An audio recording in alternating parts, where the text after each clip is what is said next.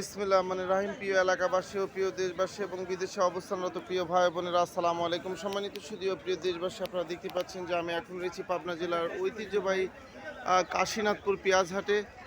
আপনারা জানেন যে কাশীনাথপুরের মানুষের আয়ের প্রধান উৎস হলো কৃষি, অর্থাৎ কৃষি স্বনির্ভরশীল এই এলাকাটিতে কৃষকেরা মাঠে বিভিন্ন ধরনের অর্থকারী ফসল ফলিয়ে সেই অর্থকারী ফসলগুলো হাটে নিয়ে এসে বিক্রি করেন এবং তাদের জীবন জীবিকা নির্বাহ করেন।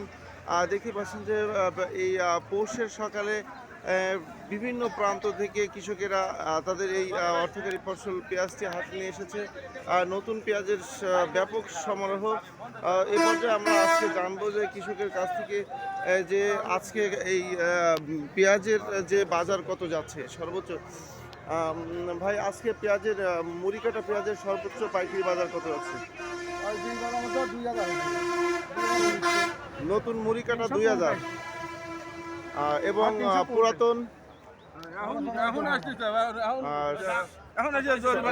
সম্মানিত সুধীয় প্রিয় দেশবাসী, আপনারা বুঝতে পারছেন যে আজকে কাশীনাথপুর হাটে আমরা আরও দু একজন কৃষকের কাছ থেকে জানবো যে আসলে আজকে যে এই মুড়ি কাটা পেঁয়াজের কেমন বাজার যাচ্ছে।